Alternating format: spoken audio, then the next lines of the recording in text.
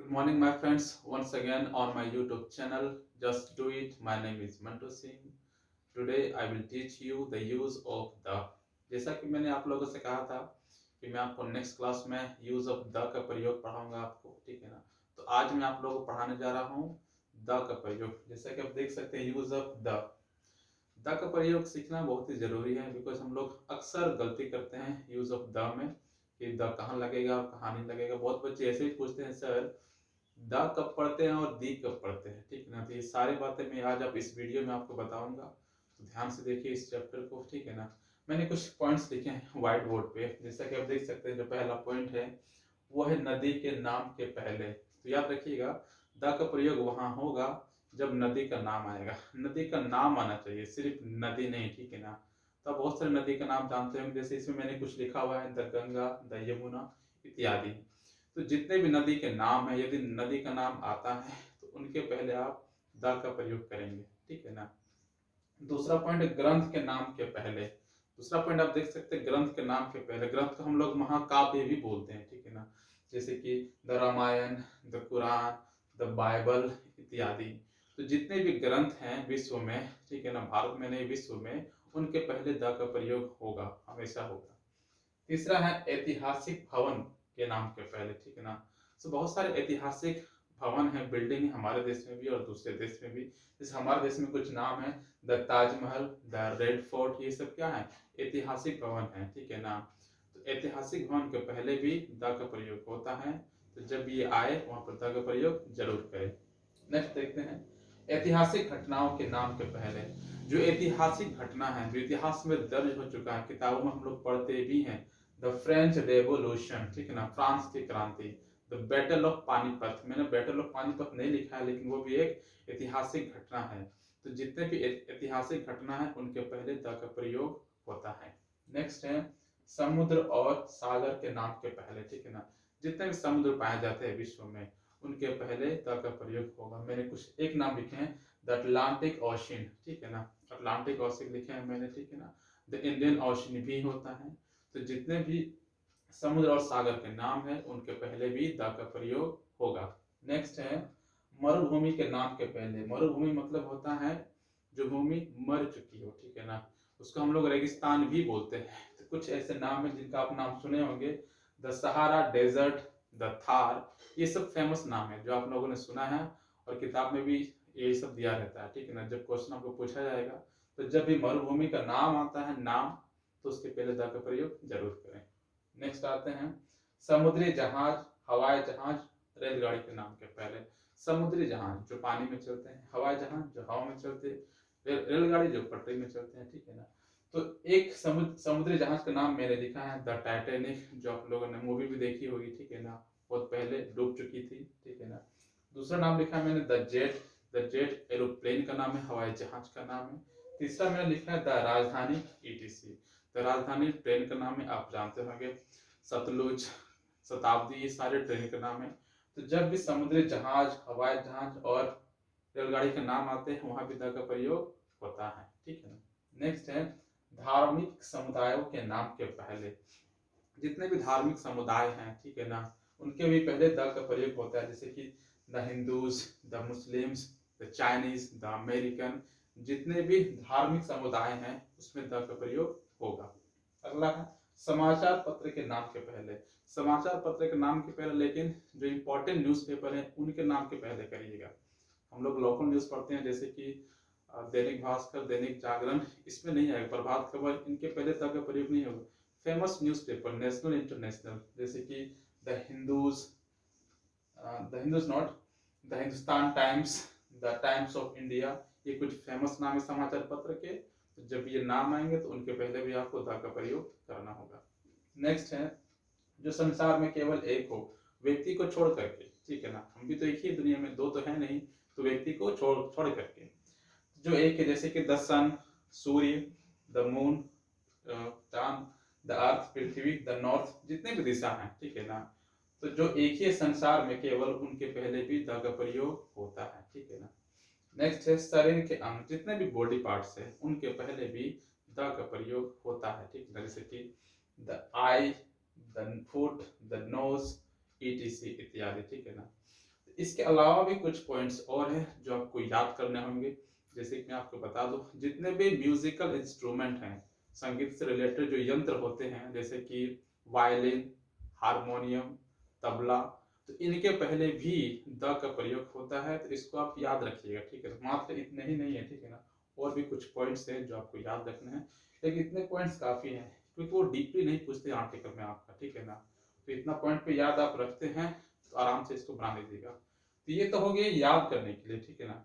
अब मैं कुछ आपको ऐसे पॉइंट बताऊंगा जिनको आपको समझना होगा, ठीक है ना, सिर्फ उसको याद नहीं करना। ये तो आप याद कर लेंगे, जैसे कि नदी के नाम के पहले हमको द लगाना है, तो जब भी आपको नदी का नाम देखें तो द का प्रयोग करें, ठीक है। लेकिन कुछ चीजें ऐसी है जो आपको समझनी होगी, तो एक एक करके मैं वो पॉइंट आपको बता रहा हूँ, ठीक है ना। पहला पॉइंट जब आप पढ़ेंगे द का यूज में, वो पहला पॉइंट ये आता है, ध्यान से सुनिएगा, इसको बार बार देखिएगा वीडियो में, तब आपको समझ में आएगा, ठीक है। तो पहला जो पॉइंट बोला जाता है कि जब किसी सिंगुलर नाउन के पहले द का प्रयोग होता है पूरी जाति का बोध कराने के लिए, सिंगुलर काउंटेबल नाउन के पहले जब कोई ऐसा नाउन हो जो एक वचन में हो और पूरी जाति का बोध कराती हो, तब द का प्रयोग आवश्यक हो जाता है। एक उदाहरण से आपको समझाने का प्रयास करते हैं। द काउ ईट्स ग्रास, गाय घास खाती है। इससे जाति का बोध कैसे हो रहा? दुनिया में जितने भी गाय हैं वो घास ही खाती है, ठीक है ना। तो एक गाय का यहाँ हम बात कर रहे हैं, जिससे दुनिया में जितने भी गाय हैं सबका बोध एक साथ हो जा रहा है, ठीक है ना। तो एक गाय होने के कारण यहाँ पर द का प्रयोग हुआ है, द काउ ईट्स ग्रास, ठीक है। ये हो गया आपका पहला पॉइंट। अब आते हैं दूसरा पॉइंट। दूसरा पॉइंट में बताया जाता है कि प्लूरल काउंटेबल नाउन के पहले द का प्रयोग नहीं किया जाता है, ठीक है ना। लेकिन ऐसा भी मत समझिए कि कभी नहीं किया जाएगा, बिल्कुल नहीं। फिलहाल अभी सुनिए 2 नंबर पॉइंट की, प्लूरल नाउन के पहले द का प्रयोग नहीं होता है जनरल तरीके में। जैसे कि गाय घास खाती है, पहला पॉइंट मैंने आपको बताया गाय घास खाती है, एक गाय थी, पूरी जाति के बोध करवा रहे थे, ठीक है। दूसरा पॉइंट क्या है? गाय घास खाती है, काउज ईट ग्रास, गाय घास खाती है, ठीक है। इसमें द का प्रयोग नहीं होगा क्योंकि प्लूरल काउंटेबल नाउन के पहले द का प्रयोग नॉर्मली नहीं होता है, नॉर्मली नहीं होता है, ठीक है ना। ऐसा नहीं कि कभी नहीं होता है, ठीक है ना। अब आते हैं तीसरा पॉइंट। तीसरा पॉइंट में क्या है? इंसान के नाम के पहले, जगह के नाम के पहले कभी भी द का प्रयोग ना करें, कभी भी नहीं। जगह के पहले द का प्रयोग नहीं होता। कुछ नाम ऐसे हैं जिसके पहले होता है, वो कंडीशनल है, ठीक है ना। और जगह तो बोल दिया आपको, इंसान के नाम के पहले भी मत लगाइएगा, लेकिन ऐसा नहीं कि कभी नहीं लगेगा। जब आप डीपली ग्रामर पढ़िएगा ना, तो इंसानों के नाम के पहले भी द लगता है, ठीक है ना। लेकिन फिलहाल नॉर्मली जो बता रहे हैं, इंसान के नाम के पहले, जगह के नाम के पहले द का प्रयोग नहीं कीजिएगा, ठीक है ना। अब आते हैं नेक्स्ट पॉइंट, अपना फोर्थ पॉइंट में, जैसे कि वैसे नाउन जिनको हम गिन नहीं सकते हैं, ठीक है ना, उनके पहले भी द का प्रयोग नहीं होता है, ठीक है। जिनको हम गिन नहीं सकते हैं उनके पहले द का प्रयोग नहीं होता। जैसे कि द वाटर नहीं कर सकते, वाटर को हम लोग गिन नहीं सकते हैं। राइस, चावल को हम लोग गिन नहीं सकते हैं, ठीक है ना। द नॉट ऑयल, ऑयल को हम लोग गिन नहीं सकते। तो जितने भी ऐसी चीजें हैं जिसको हम गिन नहीं सकते हैं, ठीक है ना, उनके पहले द का प्रयोग नहीं करेंगे। लेकिन इसका अगला पॉइंट देखिए, ठीक है ना। अगला पॉइंट किताब में पढ़िएगा आपको आसानी से मिल जाएगा। अगला पॉइंट क्या कहता है? यदि कोई नाउन, ध्यान से सुनिएगा, यदि कोई नाउन, ठीक है ना, काउंटेबल हो, अनकाउंटेबल, ठीक है, सिंगुलर हो या प्लूरल हो, एक वचन में हो या बहुवचन में हो, यदि वो खास है, ठीक है ना, यदि वो खास है, निश्चित है, पूर्व परिचित है, तो ऐसी स्थिति में द का प्रयोग होगा। अब कुछ ही देर पहले मैंने बताया कि जिस नाउन को हम लोग गिन नहीं सकते वहां द का प्रयोग नहीं होगा, ठीक है ना।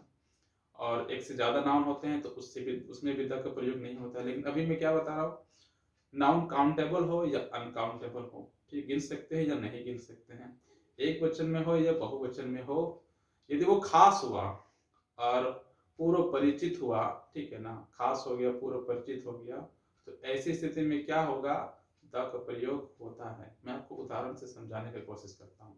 मैं आपको 2 उदाहरण देता हूँ हिंदी में, ठीक है ना, सोचिएगा आंसर, ठीक है ना। जैसे कि बच्चे शैतान होते हैं, ये पहला उदाहरण है, और दूसरा है बच्चे शैतान हैं। इन दोनों सेंटेंस में एक जगह द का प्रयोग होगा और दूसरी जगह में नहीं होगा। तो क्या आप बता सकते हैं कि किस में होगा? पहला सेंटेंस है बच्चे शैतान होते हैं और दूसरा है बच्चे शैतान हैं, ठीक है ना, ये 2 सेंटेंस में। तो जो पहला सेंटेंस है बच्चे शैतान होते हैं, इसमें द का प्रयोग नहीं होगा। और जो दूसरा सेंटेंस है बच्चे शैतान हैं, इसमें द का प्रयोग होगा। ऐसा क्यों हो रहा है मैं आपको बताता हूँ। देखिए पहला सेंटेंस जो मैंने बोला था ना आपको, बच्चे शैतान होते हैं, इसको आप 2-4 बार रिपीट कीजिए, ठीक है, आपको पता चल जाएगा कि इसमें क्यों नहीं होता है। बच्चे शैतान होते हैं का मतलब होता है दुनिया में जितने भी बच्चे हैं वो सारे के सारे क्या है, शैतान हैं। तो ये कॉमन हो गया आपका, आपने एक ही बच्चों को बोल करके दुनिया का सारा बच्चा का बोझ करा दिया, तो वो खास नहीं हुआ, ठीक है ना, वो खास बिल्कुल नहीं है। लेकिन दूसरा सुनिए, बच्चे शैतान हैं, किसी निश्चित बच्चों को बोला जा रहा है, किसी निश्चित, सब बच्चों को नहीं। जैसे कि आप कहीं से गुजर रहे हैं, किसी बच्चे को शैतानी करते हुए देखते हैं, तो मात्र उस बच्चे को बोल रहे हैं कि बच्चे शैतान। जैसे कि स्कूल के बच्चे को आपने देखा तो बोल दी इस स्कूल के बच्चे बहुत शैतान है, तो आप पर्टिकुलरली खास उस स्कूल के बच्चे को बोल रहे हैं, ठीक है ना, कि दुनिया के हर बच्चे को। तो इस तरह से समझना पड़ता है कि ये खास है, वहाँ खास लिखा हुआ नहीं रहेगा, आपको ऐसे समझने पड़ते हैं। दूसरा उदाहरण लेते हैं, ठीक है ना, पानी गंदा है। सोचिए गंदा है, ठीक है, क्या मतलब। अब ये सेंटेंस कहाँ बोलेंगे, जरा सोच के देखिए आप कहाँ बोल सकते हैं। उदाहरण जैसे कि आप किसी होटल में खाना खा रहे हैं, ठीक है ना, उसने आपको पानी दिया पीने के लिए, और पानी आपने देखा और बोला पानी तो गंदा है। तो आप उस पर्टिकुलर पानी का ना बात कर रहे हैं कि आप ये बोल रहे हैं कि दुनिया में जितने भी पानी है सब गंदे नहीं। आप कोई विशेष जगह गए थे, वहां पर पानी पीने की कोशिश की, लेकिन पानी देखा आपने तो वो गंदा था, तो आप वो पर्टिकुलर पानी का बात कर रहे हैं, तो वहां पर द का प्रयोग होगा, ठीक है ना। याद रखिए पानी को गिना नहीं जाता है, ये अनकाउंटेबल नाउन है, लेकिन फिर भी द का प्रयोग होगा क्योंकि ये विशेष है। तो विशेष इस तरह से पकड़ना पड़ता है, और ये धीरे धीरे प्रैक्टिस से आप सीखेंगे। आपको बोलेंगे तो आपको उतना समझ में नहीं आएगा, लेकिन जब इसे आप बनाएंगे लगातार तो डेफिनेटली आपको समझ में आ जाएगा। मैं भी जब पढ़ता था, सर बोलते थे खास वो खास है, तो हम सोचते थे कि सर कैसे पहचानेंगे कौन खास है कौन खास नहीं है। तो बनाते बनाते ये आइडिया अपने आप आ जाएगा, ठीक है ना। तो आपको प्रैक्टिस करना होगा।